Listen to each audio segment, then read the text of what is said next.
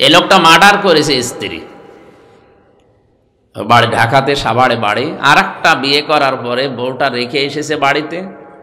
Murder মামলা যেহেতু, ওর jail দিয়েছে প্রথমে ফাঁসি, জজ রায় দিয়েছে প্রথমে ফাঁসি, এরপরে হাইকোর্ট থেকে যাবজ্জীবন, এখন 30 বছর জেলে থাকা লাগবে। বিয়ে করে প্রায় 7 বছর আছে জেলে। আর বউ যেটা ছোটটা রেখে এসেছিল, ওইটা একদিন জেলখানায় দেখা করতে এসেছে, দেখে পেট উঁচা, বলছে এই অবস্থা, আমি 7 বছর জেলে। বলছে তোমার ভাই আছে। এই কথা বলার পরে ওর মেজাজ গেছে খারাপ হয়ে, ওখান থেকে এক দৌড়ে ঘরে গিয়ে, আর জেলখানার টয়লেট যেগুলো, ওগুলো মানে 2 হাত 2.5 হাত উঁচা, বসলে দেখা যায় না, দাঁড়ালে দেখা যায়। ও যাবার পরে ওর প্যানিশ কেটে ফেলেছে। বলছে এইটা রেখে আর করবো কি?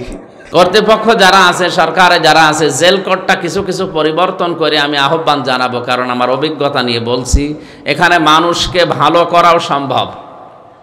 যত বড় কঠিন মানুষ হোক, ওখানে গেলে নরম হয়ে যায়। মাওলানা মামুনুল হক সাহেব আর আমি প্রায় 2 বছর 8 মাস এক রুমে, পাশাপাশি রুমেই ছিলাম। সকালের খাবার দুপুরের খাবার আমরা এক জায়গায় খেতাম। এত বড় কঠিন সিংহ পুরুষ, এত বড় ভয়ঙ্কর মানুষ মনে করি আমরা, সারা দুনিয়া যারে চেনে, এত চিল্লানো মানুষ বাংলাদেশে মনে হয় নেই। আমি সহ বিশ্বে যারা আলেম আছি, আমরা কোরআনের দিকে আরো বেশি বেশি যেন ঝুঁকতে পারি। আফালা ইয়াতাদাব্বারুনাল কুরআন আম আলা কুলুবিন আকফালুহা। সূরা মুহাম্মদের এই 47 নম্বর আয়াতে আল্লাহ যেটা জানিয়েছেন, হে নবী, ওদের কি হয়েছে, কেন কোরআন নিয়ে চিন্তা ভাবনা করে না? ওদের অন্তরে কি তালাবদ্ধ? আল্লাহর এই আফসোস এটা যেন না থাকে। অন্তত আমরা যারা আলিম, আলেম মানে নামের আগে মাওলানা, মুফতি, হাফেজ, মুফাসসির, এইটা নাকি? যে যতটুকু জানে সে অতটুকু আলেম। ভাই কথা বলে কেন? কথা বলা যাবে না ভাই।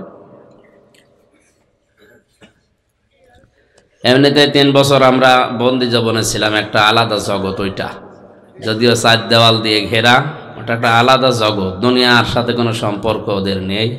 আর আমরা ছিলাম আরও অবস্থায় বিচ্ছিন্নভাবে।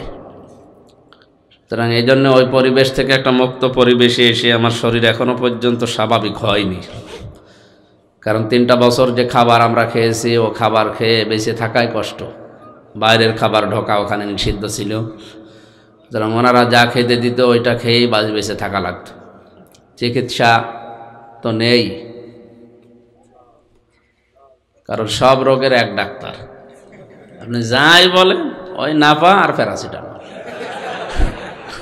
কেউ যদি বলে যে স্যার আমার দাঁতে ব্যথা, নাপা দেয়। যা বলবেন ওই 2টা ওষুধ ছাড়া ও সরকার কিছু দেয়ও না, ওরাও লেখে না, আর বাইরে তো যেতে দেয় না। সুতরাং বাসেন মরেন ওর ভেতরেই। আর একটা কথা প্রচার করা আছে যে জেলখানার ভেতরে আজরাইল ঢোকে না, ওখানে যদি কেউ মারাও যায়, ওখানে মরেছে এ কথা প্রচার হয় না, মরে পড়ে আছে, এরপরও বেড়ি মেড়ি দিয়ে দড়ি মড়ি মাজায় লাগিয়ে ওখান থেকে বের করে এই কিছু দূর যাওয়ার পরে বলবে চিকিৎসাধীন অবস্থায় মরে গেছে। তার মানে আজরাইল এবার ধরেছে। এর আগে আজরাইল শুধু দেখা করছে, ওর ভেতরে তো যেতে পারে না আজরাইল।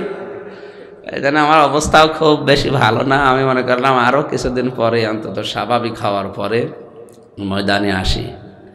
ভাইরা, মানে নির্বাচনের পরে জোর করে ডেটগুলো যারা নিয়েছিলেন, দোয়া চাচ্ছি আল্লাহ রাব্বুল আলামিন বাকি সামনে রমজানের আগ পর্যন্ত যেগুলো নেওয়া আছে, অন্তত শরীর সুস্থ রেখে কিন্তু হক কথা যেন আমি বলতে পারি। আল্লাহ তাআলা বলেন, হে নবী, আপনি হক কথা বলবেন যদিও আপনার আত্মীয় হয়। আর আপনারা তো আমার আত্মীয় না। কোথায় বাড়ি? আমার কুষ্টিয়া, আর এটা কক্সবাজার। সুতরাং আত্মীয় হলেও হক কথা ছাড়া যাবে না, কোরআন জানিয়েছে। সেই তুলনায় আমাকে বলাই লাগবে। আল্লাহ আমাকে যেন শরীর সুস্থ রেখে সহজ সরল ভাষায় অল্প সময়ের ভেতরে আজকের এই বিষয়টা বোঝানোর তৌফিক দান করেন, আমিন। আজকের আলোচনার বিষয় হচ্ছে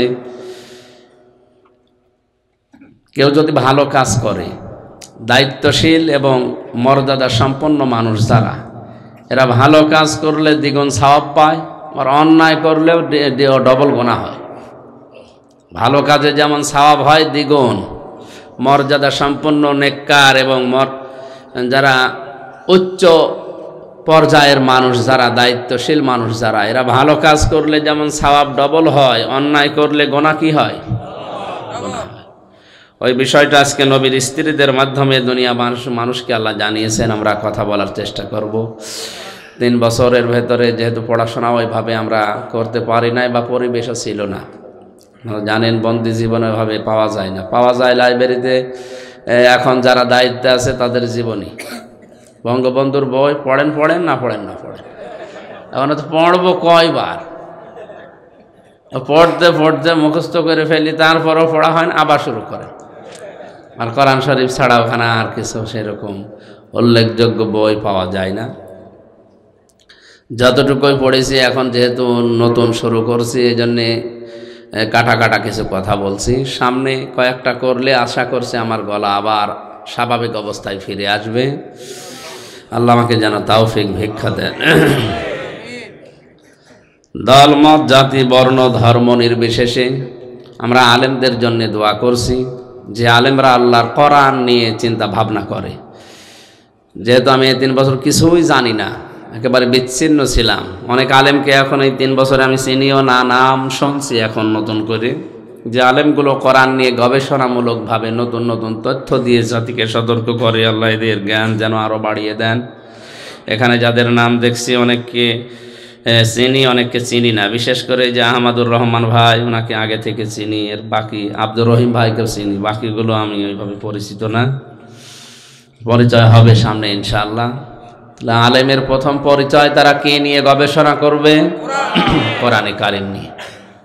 আল্লাহর এই আফসোস যেন আমরা থাকতে না দেই, যে যতটুকু পারি। হ্যাঁ, গবেষণা করতে গিয়ে যদি ভুল হয় সওয়াব পাবেন আপনি একটা, আর যদি সঠিক হয় সওয়াব পাবেন ডবল, কোনো গোনা নেই। কথা বোঝাতে পারিনি? কোরআনের কোন শব্দ নিয়ে কেউ যদি গবেষণা করতে গিয়ে যদি ভুল হয়, সওয়াব কয়টা হবে? একটা সওয়াব হবে। আর যদি ভুল ভালো হয়ে যায়, যদি সঠিক পর্যায়ে পৌঁছাতে পারেন সিদ্ধান্তে, তাহলে সওয়াব পাবেন আপনি ডবল। কারণ এটা আল্লাহর মুখের কথা, এই জন্য আল্লাহ এর গুরুত্ব এত বেশি দিয়েছেন। জন্মের পর থেকে আমরা অনেকেই জানতাম বা শুনেছি এটা কিয়ামতে আল্লাহ মিজানের পাল্লায় যে মাপ দেবেন। আমি মিজানের পাল্লা অস্বীকার করি না, কিন্তু মাপটা নিয়ে আধুনিকভাবে যদি চিন্তা ভাবনা করা হয়, আর আমরা সেই যুগ ধরে যেটা শুনে এসেছি, অনেকে আন্দাজে শুনে এসেছি তো, কারণ আমরা তো শুনে মুসলমান বেশি, পড়ে মুসলমান না। অথচ নবুয়ত পাওয়ার পরেই আল্লাহ সর্বপ্রথম যেটা দিয়েছিলেন তার নাম শোনো না পড়ো। ইকরা মানে কি? শোনো, পড়ো। পড়া লাগবে আমাদের। পড়লে আপনার অনেক কিছু বিভ্রান্তি যেগুলো আছে আস্তে আস্তে কেটে যাবে। মানুষের জীবনের কোনো মৌলিক যদি ভুল হয়, মৌলিক ভুল হলে ওই কাজটা ঠিক থাকে না। উদাহরণ দিতে গিয়ে বলা হয় ফরজ নামাজ যারা আমরা পড়ি, নামাজের ফরজ আছে কয়টা? 13টা। কয়টা? ভেতরে বাইরে মিলে নামাজের ফরজ কয়টা? এই 13টা ফরজের যদি একটা বাদ চলে যায়, ইচ্ছা করে হোক আর অনিচ্ছায় হোক, নামাজ হবে? নামাজ শেষ। এখন যদি বলেন 12টা আমি আদায় করলাম, অন্তত 2টো সব হোক, হবে? পুরাটা কি 0, শূন্য, কিচ্ছু হবে না। যদি সব পেতে চান আবার গোড়া থেকে আরম্ভ করা লাগবে। এ কথার সাথে একমত আছেন? যদি ওয়াজিব ছুটে যায় 14টা, ওর ভেতরে একটা, তাহলে আপনাকে জরিমানা দেওয়া লাগবে, সসেজদা যেটা বলা হয়। এটা যদি দেন আপনার নামাজ আদায় হবে, যদি না দেন আপনার নামাজ শেষ। বাকি যেগুলো আছে ওগুলো নামাজের সৌন্দর্য বৃদ্ধি করে, সুন্নাত মুস্তাহাব আরও যেগুলো আছে। তাহলে আমরা মৌলিক বিষয় পেলাম ফরজ আর ওয়াজিব। এর ভেতরে আসল হচ্ছে ফরজ। আসল কি? যেটা না থাকলে কিছুই হয় না, পুরাটাই বাতিল। মিজানের পাল্লা সম্পর্কে কোরআনে কারিমে যত আয়াত আল্লাহ পাক দিয়েছেন, ফাআম্মা মান সাকুলাত মাওয়াজিনুহু ফাহুয়া ফি ঈশাতির রাদিয়া ওয়া আম্মা মান খাফফাত মাওয়াজিনুহু ফাহুয়া ফি ফাউম্মুহু হাওিয়া ওমা আদরাকা মা হিয়া নারুন হামিয়া। পুরা কোরআনে মিজান, মাওয়াজিন এই শব্দ প্রায় 27 জায়গার উপরে আমি পেয়েছি। যত জায়গায় পেলাম মিজান শব্দের শাব্দিক অর্থ আমরা অনেকেই মনে করি দাড়ি পাল্লা। মিজান মানে কি? না না, মিজান মানে মানদণ্ড। মিজান মানে কি? ন্যায়ের মানদণ্ডের প্রতীক হিসাবে আমরা মিজান, দাড়ি পাল্লা জানি। হাইকোর্টের সামনে দেখবেন একটা দাড়ি পাল্লা টাঙানো আছে, গিয়েছেন কোনো দিন? দাড়ি পাল্লা কি দুই দিকে সমান না একদিকে ভার আছে? সমান্তরাল করে রাখা।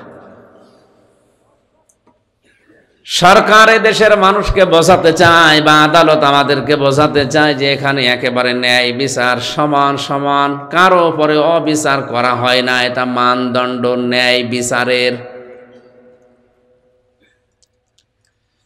মিজান শব্দের শাব্দিক অর্থ যদিও দাড়ি পাল্লা, মিজান মানে এটা মানবতার ন্যায় বিচারের প্রতীক, মানদণ্ড হিসাবে আমরা জানি।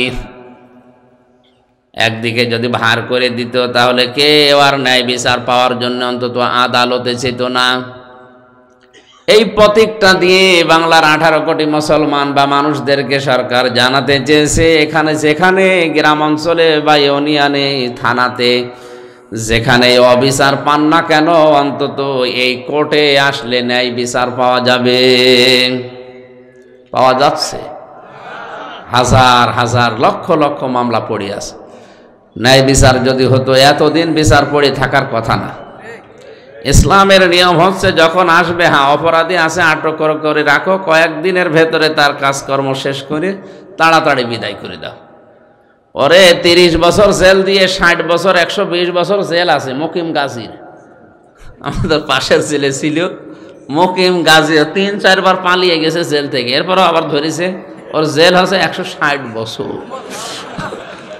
ও তো মরার পরেও জেল শেষ হবে না, ও আর একবার জিন্দা হয়েও জেল শেষ হবে না, কারণ ওর প্রায় 40 বছর না কত বছর হয়েই গেছে। এরকম বহু মানুষ পড়ে আছে যারা 25 বছর 30 বছর, যাবজ্জীবন হলে 30 বছর 22 বছর জেল খাটা লাগে একাধারে। এই যে এত বছর, অধিকাংশ মানুষগুলো হত্যার আসামি বেশি। ওই ছেলে প্রায় 3000 মানুষ, আমরা এক জায়গায় ছিলাম, তার ভেতরে 900 মানুষ হচ্ছে ফাঁসির আসামি। আমাদের সামনে কিছু মানুষকে ফাঁসি দিয়েছে। বলেন 3000-এর ভেতরে 900 ফাঁসির আসামি, এরা সব মার্ডার মামলার অধিকাংশ আসামি। হয় বউ মেরেছে, নাই ভাই মেরেছে, নাই জনগণকে মেরেছে। এই যে মানুষগুলোকে 25 বছর 30 বছর একাধারে বসিয়ে বসিয়ে আপনি খাওয়াবেন, কোনো কাজ নেই, 24 ঘন্টা বসে থাকা, বেকার বেকার, তার জীবনটাও নষ্ট, তার পরিবার নষ্ট, তার বাইরে যা ছিল সবাই আস্তে আস্তে নষ্ট হয়ে যায়। তা একটাও তো বিচার না, বিচার হবে অতি তাড়াতাড়ি। ও যদি সত্যি অপরাধী হয় 2-3 দিনের ভেতরে তার যা আছে খোঁজ খবর নিয়ে ওরে যা দেওয়া দরকার তাই দিয়ে দেন। যদি মেরে ফেলার আদেশ হয় তাহলে মেরে ফেলেন তাড়াতাড়ি, তাহলে ওর বউ অন্তত অন্য জায়গায় বিয়ে করতে পারবে, ওর ছেলে মেয়েগুলো জানবে যে বাপ মারা গেছে। আর এইভাবে ঝুলিয়ে রাখে, ওর বউটাও অন্য জায়গায় বিয়ে করতে পারে না সারাটা জীবন। 30 বছর যদি জেল হয়, একটা মেয়ে লোক 15 বছর 16 বছর 18 বছরে বিয়ে করে, 20 বছরে মনে করেন, 30 বছর জেল, ওর কত বছর গেল?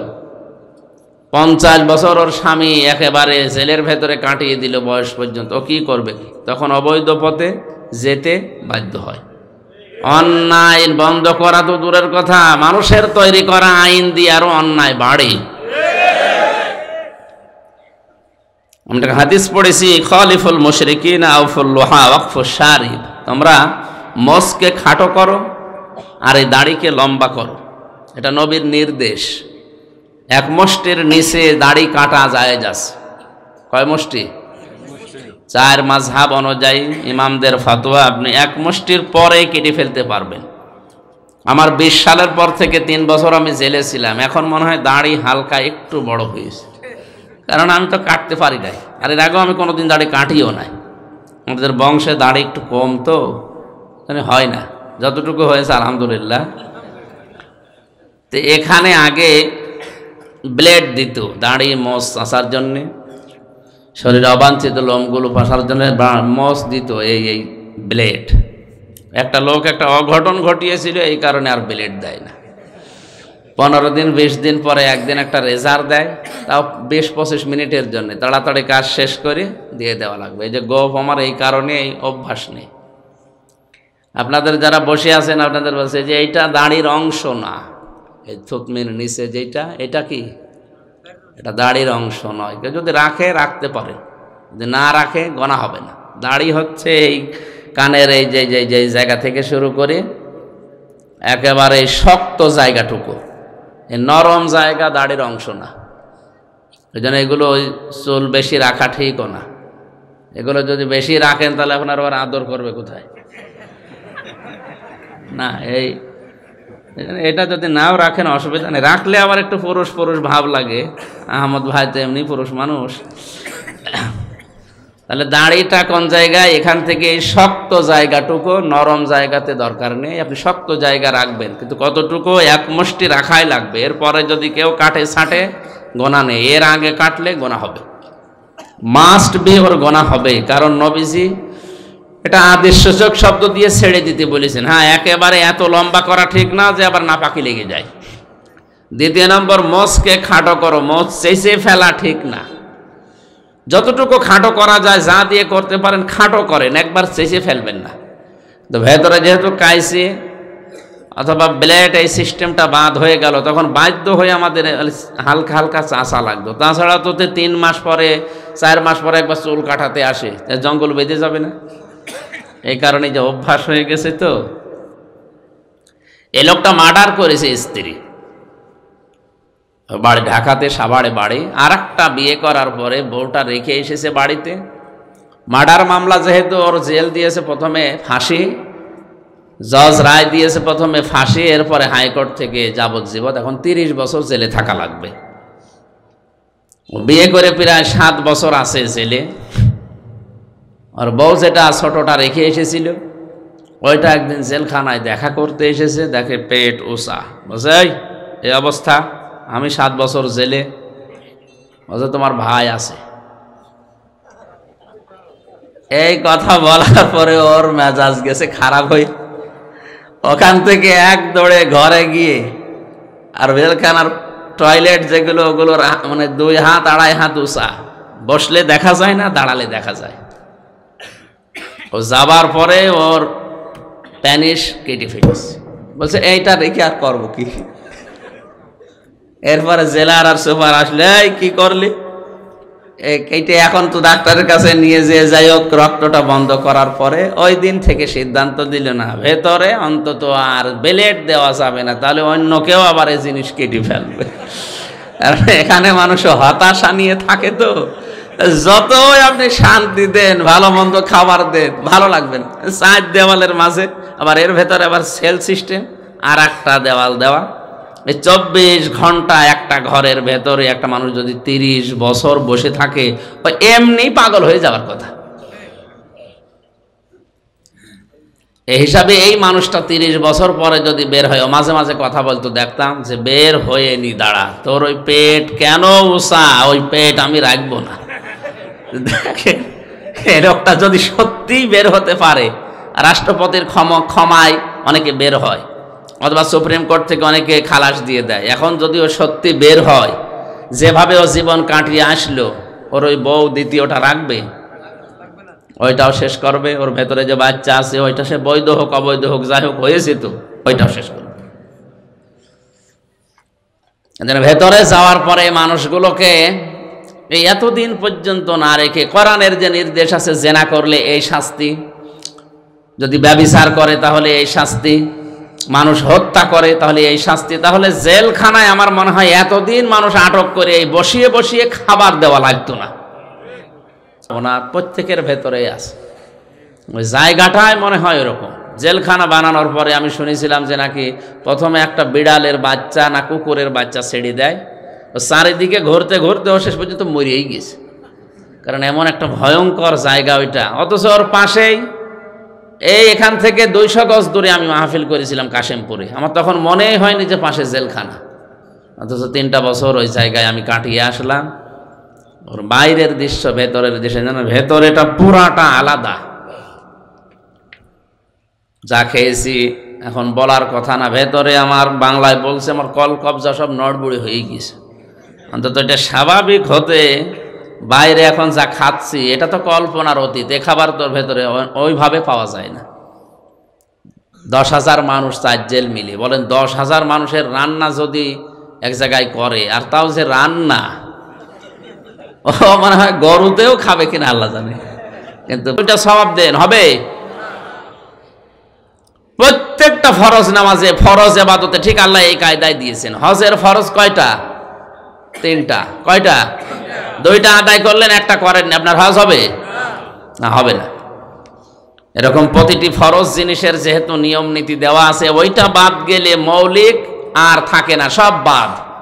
এই মঞ্চের মৌলিক কাজ কি? এই সামিয়ানা আর খুঁটি, কথা বলে না কেন? এই পেলার আর সামিয়ানা এটা মৌলিক জিনিস, অমৌলিক জিনিসও আছে, এটা অমৌলিক। এই ক্যামেরাগুলো, এই যে ফুল ফুল ঝুলছে যেগুলো, এই লাইটগুলো, এগুলো যদি নাও থাকে, শুধু মঞ্চের এই যে এই বাঁশগুলো, খুঁটিগুলো আর সামিয়ানা থাকলে মানুষ দূর থেকে বলবে যে এটা মঞ্চ, বলবে কিনা? আর অমৌলিক যেগুলো, এগুলো যদি না থাকে মানুষ বলবে না মঞ্চ, বলবে, কিন্তু এটা ত্রুটিপূর্ণ। কিয়ামতে মানুষকে আল্লাহ যে মাপ দেওয়ার কথা জানিয়েছে, এই মাপটা হবে তো আপনার মৌলিক বিষয়ের উপরে ভর করে। আপনার জীবনের যদি মৌলিক কাজগুলো আপনি বাদ দিয়ে দেন আর অমৌলিক কাজ একেবারে দুনিয়া ভরে ফেলেছেন, কিয়ামতে যখন আল্লাহ মাপ দেবে, দাড়ি পাল্লা আমরা মনে করছি এই পাল্লায় তুলে দেবে 10 কেজি নেকি, আর এই পাল্লায় তুলে দেবে 10 কেজি বা 11 কেজি গোনা, এইভাবে মাপ দেবে নাকি?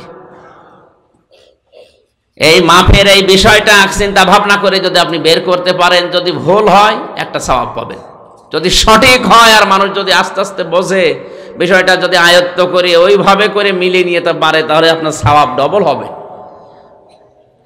মৌলিক বিষয় দুনিয়ার ভেতরে কেউ যেন ভুলে না যায়। ইবাদত থেকে আমার আল্লাহ শিক্ষা দিয়েছেন, যত ইবাদত আছে সর্বোত্তম ইবাদত যেহেতু ঈমানের পরে নামাজ, নামাজের মৌলিক জিনিস 13টি, বাইরে বেশি না ভেতরে বেশি? বলেন বলেন, বাইরে বেশি। বাইরে 7টা, ভেতরে 6টা। বাইরে যে 7টার একটা বেশি, কোনটা? শরীর পাক। এই শরীর মানে এটা শুধু 3.5 হাত বডি নয়। কোরআনে কারীম জানিয়েছে, ওয়াযকুরনা মা ইউতলা ফি বুয়ুতিকুন্না মিন আয়াতিল্লাহি ওয়াল হিকমা ইন্নাল্লাহা লাকানা লাতীফান খাবীরা। সূরা আহজাব 34 নম্বর আয়াতে আল্লাহ বলেন, তেলাওয়াত করো তোমাদের ঘরের ভেতরে মিন আয়াতিল্লাহ, আল্লাহর আয়াত থেকে, ওয়াল হিকমা, হিকমতপূর্ণ কথাগুলো। আমি তাফসিরে মুনিরের ভেতরে পেয়েছি, ঘর বলতে এটা মাত্র শুধু নিজের ঘর না, ঘর প্রধানত মানুষের জন্য হয় 8 প্রকার। কয় প্রকার? এটা নিজের থাকার ঘর হতে পারে, এটা ব্যবসার ঘর হতে পারে, এটা বোর্ড অফিস হতে পারে, এটা ইউনিয়ন পরিষদের ঘর হতে পারে, এটা থানাগুলো হতে পারে। 560টার উপরে থানা বাংলাদেশে এখন। উপজেলা পরিষদের যে ঘরগুলো, এগুলো হতে পারে। বিচারালয় যেখানে মানুষ বিচার করে, আদালত ভবন যেগুলো, এগুলো হতে পারে। সর্বশেষ সংসদ ভবনের যে ঘর, এইটাও হতে পারে। আমার মনে হয় নিজের ঘর থেকে শুরু করে সংসদ ভবন পর্যন্ত যে ঘর বলে আমরা জানি, এই 8 প্রকার ঘরে যদি আল্লাহর কোরআন তেলাওয়াত দিয়ে আরম্ভ হয়, আর এখানে যে বিধান নিয়ম নীতি আছে এগুলো যদি মেনে চলা হয়, আল্লাহর কসমে দুনিয়া শান্ত হয়ে যাবে। 1734 জন মানুষ এখন দেশের দায়িত্বে আছে। গত 2 দিন আগে মন্ত্রী পরিষদ গঠন হয়ে গেছে। এরপরে বাকি এমপিরা, এরপরে উপজেলা চেয়ারম্যান, এরপর 60টা জেলার 60 জন, 64 জেলার 64 জন ডিসি আছে, এসপি আছে, অ্যাডিশনাল এসপি আছে, টিওনো আছে, ওসি আছে। আপনি হিসাব করে দেখবেন, আমি টান দিয়েছিলাম 1734 জন মানুষ হয়। এরাই দেশটা চালাচ্ছে। এই মানুষগুলো যেখানে যেখানে বসে এই ঘরগুলোতে আরম্ভ করা দরকার আল্লাহর এই আয়াতগুলো দিয়ে। এই মৌলিক জিনিসগুলো যদি না থাকে, ওই ঘরগুলো থেকে যদি না আসে, শরীর পাক বলতে আমি যেটা বোঝাতে চাই, শরীর মানে যদি শুধু 3.5 হাত বডি হয়, আপনি সুন্দর করে শরীরে ওযু করলেন, গোসল করলেন, পাক পবিত্র হয়ে সুন্দর জামা গায়ে দিয়ে বাড়ি থেকে বের হলেন, মসজিদে যাবেন, হঠাৎ পথিমধ্যে দেখলেন শাবনূর। কে? শাবনূর তো আর চলে না মনে হয়, অনেক পুরাতন হয়ে গেছে ওইটা বাদ। এখন নতুন বলে যারা আছে আমি তো চিনি না অনেকেরে। আমাদের পাশের ছিল কে যেন, ওই মহিলার নাম এই যে পরিমণি, এটা বেশ ভালো চলছে। এই মহিলারে আপনি দেখলেন একেবারে উল্টাপাল্টা হয়ে দাঁড়িয়ে আছে। এটা দেখার পরে কেউ যদি বলে আস্তাগফিরুল্লাহ, নাউযুবিল্লাহ, চলে গেলাম মসজিদে নামাজে দাঁড়িয়ে আলহামদুলিল্লাহি রাব্বিল আলামিন, আর মাঝে মাঝে মনে হবে আল্লাহ আমি কি দেখলাম। না, আমি হাসির খোরাকি দেয়নি, বা এটা বাস্তবই। আপনি যত বড় আল্লাহর ওলি দাবি করেন, এটা যদি দেখে আসেন আর ও যে সাইজে থাকে। এখন যদি আপনি নামাজে দাঁড়িয়ে বলেন আলহামদুলিল্লাহি রাব্বিল আলামিন, পরের আয়াত আর রহমানির রহিম মনে আসবে? খালি মনে হবে আমি কি দেখলাম। তাহলে এই যে পরিমণি বা শাবনূর যাই বলেন, এদেরকে পর্দা দেওয়া লাগবে না, এদেরকে পাক করা লাগবে না। এদের পাক করার যে পদ্ধতি আল্লাহ দিয়েছেন সেটা হচ্ছে পর্দা। এদের আগের আয়াতে আল্লাহ জানিয়েছেন করনা ফি বুয়ুতিকুন্না ওয়ালা তাবাররাজনা তাবাররুজাল জাহিলিয়াতিল উলা ওয়া আকিমনাস সালাতা ওয়া আতিনাজ যাকাতা ওয়া আতিনাল্লাহা ওয়া রাসূলা ইন্নামা ইউরিদুল্লাহু লিইয়ুযহিবা আনকুমুর রিজসা আহলাল বাইতি ওয়া ইউতাহহিরাকুম তাতহীরা। হে দুনিয়ার মেয়েরা, ঘরের পরিবেশে থাকবে, বাইরে যদি বের হও জাহিলি যুগের মেয়েদের মতো রূপ সৌন্দর্য প্রদর্শন করে বের হবে না। এ নির্দেশ কার? তাবাররুজ শব্দটা আয়াতে আছে। আমি তাফসিরে খাজেনের ভেতরে তাফসিরে তাবাররুজের অর্থ পেয়েছি 3টা। কোন মহিলার ভেতরে যদি এই 3টা আচরণ পাওয়া যায়, গুণ পাওয়া যায়, তাহলে বুঝতে হবে আল্লাহ পাক নিজে তার উপরে লানত করছেন। 1 নম্বরে তাবাররুজের অর্থ হচ্ছে মেয়েরা যখন বাইরে যায় তখন তাদের সাজগোজ বেড়ে যায়। এরকম মহিলা নেই? ঘরের পরিবেশে স্বামীর জন্য সাজা উচিত ছিল, সেইটা না করে ঘরে থাকে ময়লা কাপড় পরে, ময়লা শরীর নিয়ে। আর যদি শোনে কোনো অনুষ্ঠানে যাবে, মার্কেটে যাবে, ওর সাজ দেখে কে? এক চোখের ভেতরে 8টা 9টা জিনিস লাগায়। আশকারা, মাস্কারা, আইলানা, মার্জামান, আর জেলে যাওয়ার পরে অনেক নাম ভুলেই গেছে। আমি প্রায় 160টা জিনিসের নাম জানতাম শুধু মেয়ে লোকে সাজাতে। বিয়ে করার সময় আমার দাদা আর আমি গিয়েছিলাম বাজার করতে, ওই সময় আমি দেখেছি। আরে বাবা, লিস্ট ধরিয়ে দিল। প্রথমেই দেখি চোখ, চোখের ভেতরে প্রায় 8টা জিনিস। আমি বললাম ভাই, এক চোখে যদি এততে বাকি জায়গার কত আছে। তো আপনি মাওলানা মানুষ, এই জন্য আমরা সব দিইনি। বড় লিস্ট যদি দেই, জেনারেল মানুষেরা যেভাবে সাজে আপনি পাগল হয়ে যাবেন। আর সাজেন 160 প্রকার জিনিস দিয়ে সাজানো, কোনো অসুবিধা নেই। মেয়ে লোক সাজবে শুধুমাত্র তার স্বামীর জন্যে। এই জন্য কোনো স্বামী যদি নিজের স্ত্রীকে সাজগোজ করার জন্যে গহনাগাটি এরপরে কসমেটিক জাতীয় কোনো কিছু কিনে দেয়, যত টাকা খরচ হবে ওই টাকার হিসাব দেওয়া লাগবে না। কোনোদিন 10 টাকার একটা ফেয়ার অ্যান্ড লাভলি কিনে দেয় না, আর বলে তোমার এমন লাগে কেন? তো এমন লাগে কেন মানে লোকের বউ কিনে দেয় কি আপনি জানেন?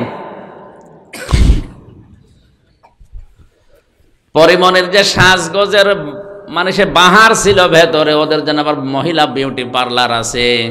ওই সমস্ত কারারক্ষী যারা তাদের বউরা ডিউটি করে, ওরা আমাদের ডিউটি করতো, বলতো হুজুর যেভাবে সাজে ভেতরে, আল্লাহর বান্দা অলি হয়ে বের হবে।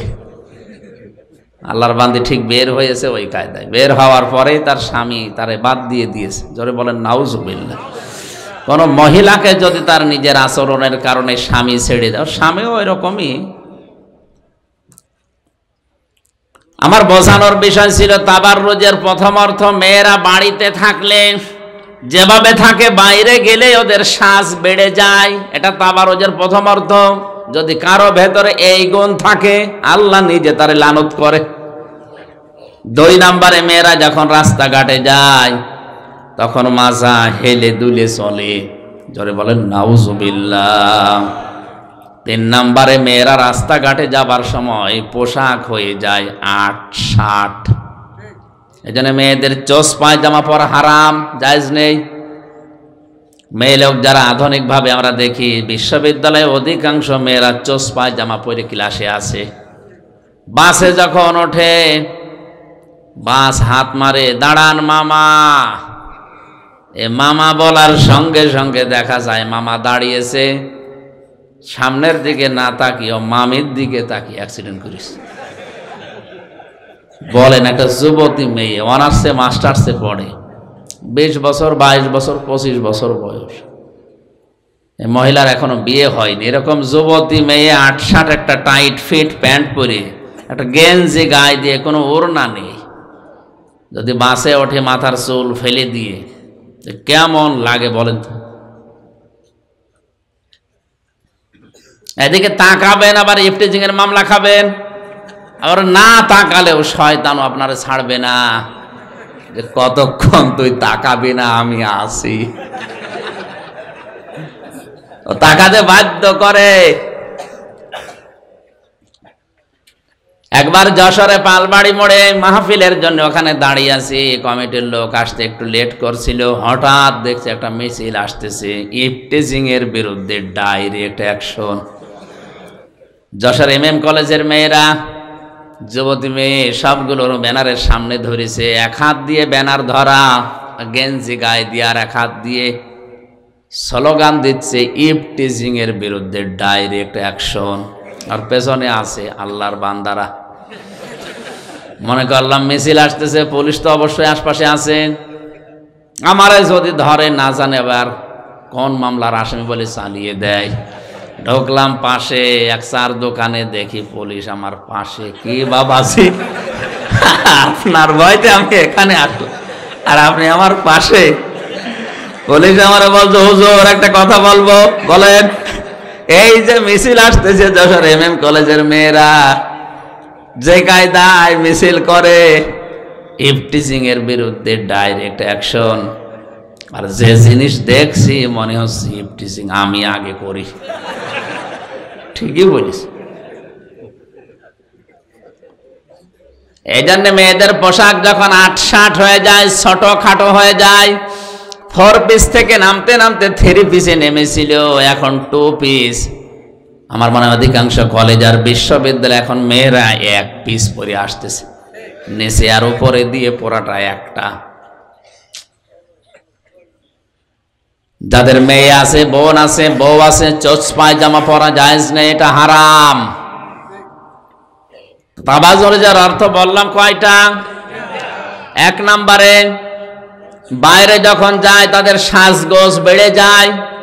মেয়েরা যদি নিজের স্বামীকে আনন্দ দেওয়ার জন্য, নিজের দিকে আকৃষ্ট করার জন্য ঘরের ভেতরে সাজগোজ করে, যতক্ষণ সাজবে ততক্ষণ নফল নামাজের সওয়াব হবে।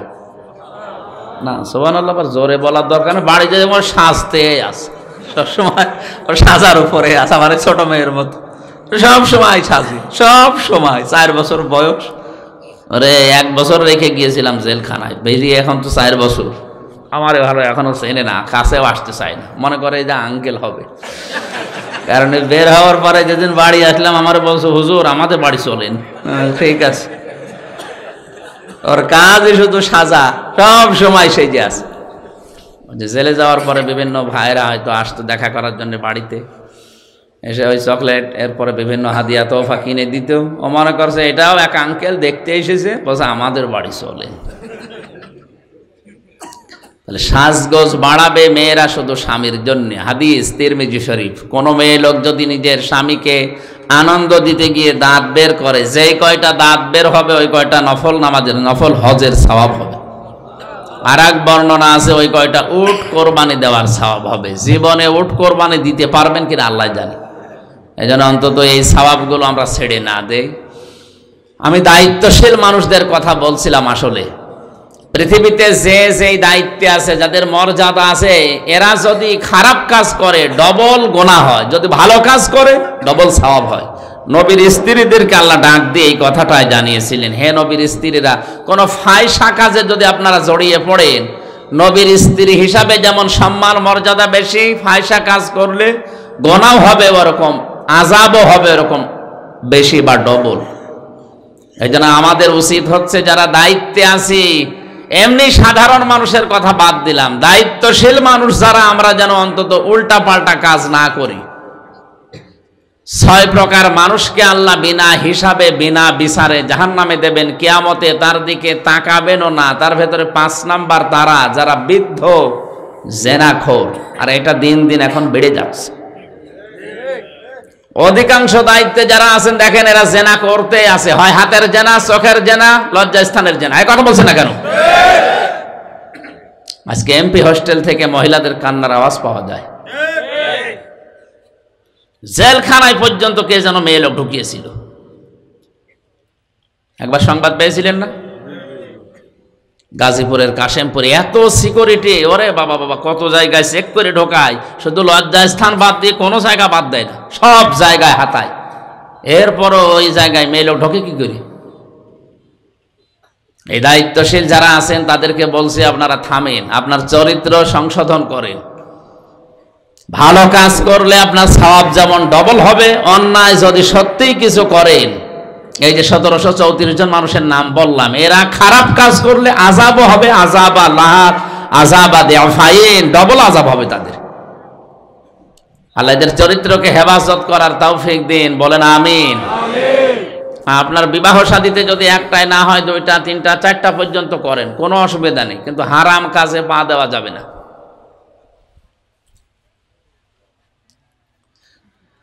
আমার ভাইরা, কোরআনে কারিমের আয়াত নাযিল করেছিলেন আল্লাহ পাক নবীর স্ত্রীদের ব্যাপারে, আমায়াকুনুত মিনকুন্না লিল্লাহি ওয়া রাসূলিহি ওয়া তা'মাল সালিহান নুতিহা আজরাহা মাররাতাইন। এই যে এখানে আগের গেল লাহাল আযাব দিফাইন। যদি কেউ খারাপ কাজ করে, ফায়সা কাজ করে, অন্যায় কাজ করে, বিফাহিশাতিন মুবায়্যিনাতিন ইউদাআফ লাহাল আযাবু দিফাইন, অন্যায় কাজে তার আযাব হবে যেমন ডবল। পরবর্তী আয়াতে কোন মেয়ে লোক যদি বিনয়ী হয়, যদি আল্লাহ রাসূলের প্রতি ঈমান আনার পরে ভালো ভালো কাজে আঞ্জাম দেয়, এই মেয়ে লোকের সওয়াবও আমার আল্লাহ ডবল করে দেবেন। নবীর স্ত্রীদেরকে দিয়ে তামাম দুনিয়ার মেয়েদেরকে আল্লাহ কয়েকটা কথা পরবর্তী আয়াতে জানিয়েছেন, ইয়া নিসান নাবিয়্যি লাস্তুন্না কা আহাদিম মিনান নিসাই ইনিত্তাকাইতুন্না ফালা তাখদা'না বিল কওলি ফায়াতমা'আল্লাযী ফী কলবিহি মারাদু ওয়া কাওলাম মারাদু ওয়া কুলনা কাওলাম মা'রুফা। একটু ভালো করে এটা শোনা লাগবে ভাই। হে নবীর স্ত্রীরা, তোমরা কিন্তু সাধারণ মেয়েদের মতো না। তোমাদের কাছে কেউ যদি কোনো জিনিস চায়, পর্দার আড়াল থেকে তাদের জবাব দেওয়া লাগবে, কথাও বলা লাগবে, কিন্তু মিথ্যা কথা বলা যাবে না। আজ মোবাইল যে মেয়েরা ব্যবহার করেন তাদেরকে আমি এর মাধ্যমে জানাচ্ছি সূরা আহজাবের এই 32 নম্বর আয়াতটা দিয়ে।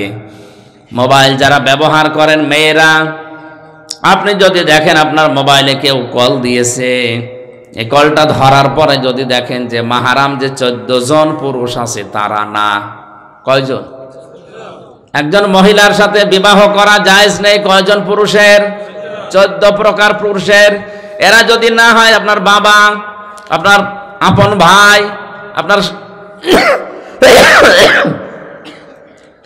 সূরা নিসার 21-22 নাম্বার আয়াতে এই 14 জনের নাম আছে, আপনারা দেখে নিয়েন।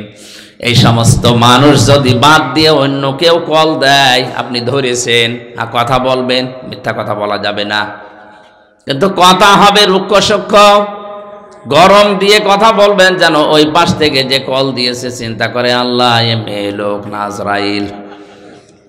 আর মনের ভেতরে যদি গুড় থাকে আর আপনি যদি মোলায়েম গলায় নায়িকাদের মতো কণ্ঠ নিয়ে বিনিয়ে কথা বলেন, ওই মানুষগুলোকে শয়তান আরো উস্কিয়ে দেবে, শেষ পর্যন্ত কথা দিয়েছেন আর পর্যায়েও চলে যেতে পারে।